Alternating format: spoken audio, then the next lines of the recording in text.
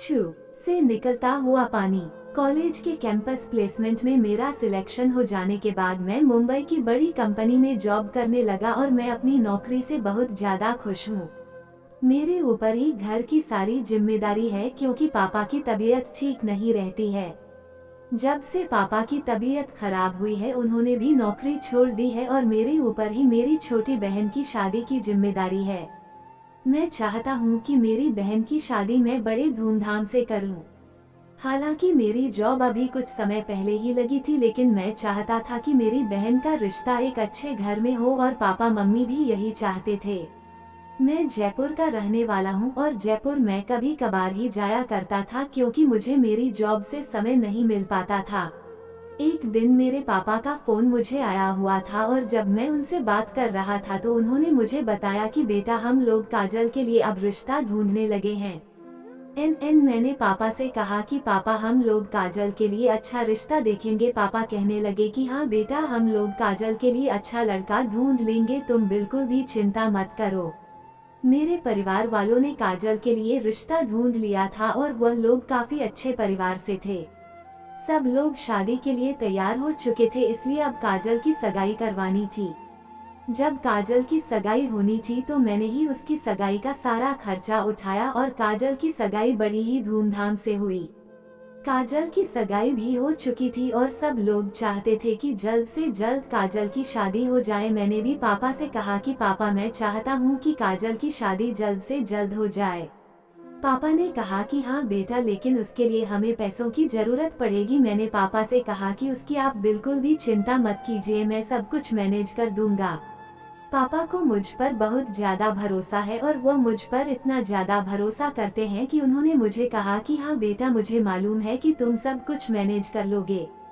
मैंने अपने दोस्तों की मदद ली। मेरे दोस्त जो कि मेरे साथ कॉलेज में पढ़ा करते थे उन्होंने मेरी मदद की और मैं अब काजल की शादी धूमधाम से करवाना चाहता था। काजल की शादी में किसी भी प्रकार की कोई कमी ना रह जाए, इसका मैंने पूरी तरीके से ध्यान रखा था और काजल की शादी बड़ी ही धूमधाम से हुई। हमारे सारे रिश्तेदार भी खुश थे और मैं भी काफी खुश था कि अपनी बहन की शादी मैं धूमधाम से करवा पाया। अब काजल की शादी हो जाने के बाद कुछ समय तक मैं जयपुर में रहा। जब मैं उस दिन जयपुर से मुंबई वापस लौट रहा था तो मेरे दिमाग में सिर्फ यही ख्याल चल रहा था कि पापा मम्मी अब घर पर अकेले रह पाएंगे भी या नहीं। जब तक काजल थी तब तक वह लोग काजल के साथ ही रहा करते थे, लेकिन अब मुझे लगने लगा था कि मुझे उन्हें अपने साथ लेकर आना चाहिए। मैं अपने दिमाग में यही सोच रहा था कि तभी मेरे सामने वाली सीट पर मैंने देखा कि एक लड़की बहुत ज्यादा परेशान दिखाई दे रही थी। मुझे उसे देखकर कुछ ठीक नहीं लग रहा था।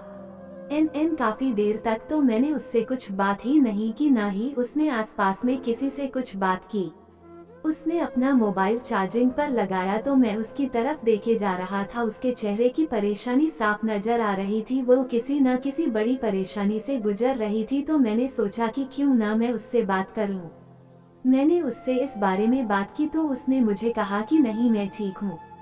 मैंने उसे कहा कि अगर तुम्हें कोई परेशानी है तो तुम मुझे बता सकती हो। वह कहने लगी नहीं मैं ठीक हूँ और उसके बाद वह मुझसे बातें करने लगी थी। मुझे नहीं मालूम था कि वो मुंबई में ही रहती है, लेकिन जब वो मुंबई रेलवे स्टेशन पर उतरी तो मैंने उसे कहा कि आपको कहाँ जाना है। वो मुझे कहने लगी कि मुझे मेरी फ्रेंड के पास जाना है। आखिरकार उसने मुझे सब कुछ सच बता ही दिया।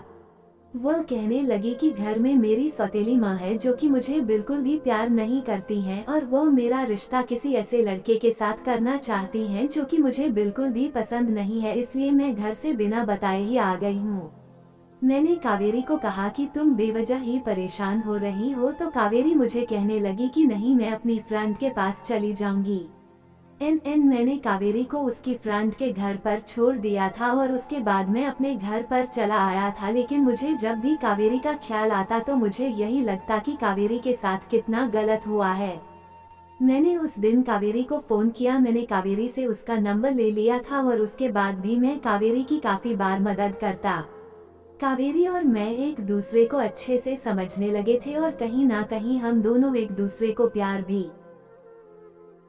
करने लगे थे। मुझे कावेरी बहुत ही पसंद है और हम दोनों लोग एक दूसरे को प्यार करने लगे थे। मैंने कावेरी को ये बात बता दी थी और कावेरी को भी इस बात से कोई एतराज नहीं था क्योंकि कावेरी भी मुझे प्यार करती थी। अब कावेरी और मैं एक दूसरे के साथ अपना जीवन बिताना चाहते थे, लेकिन समस्या ये थी कि कावेरी के परिवार वाले इस बात के लिए तैयार होंगे या नहीं। कावेरी की सौतेली माँ तो उसे बिल्कुल भी पसंद नहीं करती थी और उसके पापा की तबीयत भी ठीक नहीं रहती है, इसलिए कावेरी नहीं चाहती थी कि उसके पापा को अब कोई भी परेशानी हो। कावेरी और मैं साथ में ही रिलेशन में थे और हम दोनों एक दूसरे के साथ रिलेशन में बहुत ही खुश है। जब भी मुझे कोई परेशानी होती तो कावेरी से मैं बात कर लिया करता और मुझे बहुत ही अच्छा लगता था जब मैं कावेरी से बातें करता। कावेरी मुझसे मिलने के लिए अक्सर आती रहती थी। जब भी कावेरी मुझसे मिलने के लिए मेरे फ्लैट में आती मुझे बहुत ही ज्यादा अच्छा लगता था और कावेरी को भी काफी अच्छा लगता था जब भी हम दोनों साथ में होते। हम दोनों साथ समय बिताया करते थे। एक दिन कावेरी और मैं साथ में बैठे हुए थे। उस दिन हम दोनों आपस में बातें कर रहे थे। मैं उस दिन कावेरी से गर्मा गर्मा बातें कर रहा था।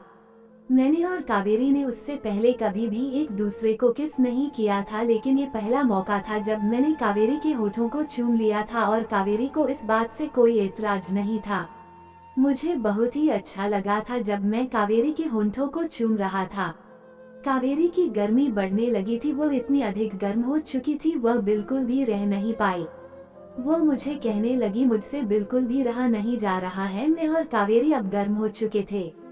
मैंने जैसे ही कावेरी के बदन से कपड़े उतारने शुरू किए तो उसका मेरा लम खड़ा होने लगा था। मैं कावेरी को महसूस करने लगा था। मैंने कावेरी के स्तनों को बहुत देर तक महसूस किया। कावेरी को मैंने गर्म करके रख दिया था। वो बहुत ज्यादा गर्म होती चली गई थी। उसकी गर्मी इतनी बढ़ चुकी थी। उसके कीचड़ को देखकर मेरा ला खड़ा होने लगा था। मुझे बहुत ही अच्छा लग रहा था जब मैं और कावेरी एक दूसरे के बदन को गर्म करते जा रहे थे। अब हम दोनों ने एक दूसरे के बदन को इतना ज्यादा गर्म कर दिया था, हम दोनों अपने आप को बिल्कुल भी रोक नहीं पाए। न तो मैं अपने आप को रोक सका, न ही कावेरी अपने आप को रोक पा रही थी।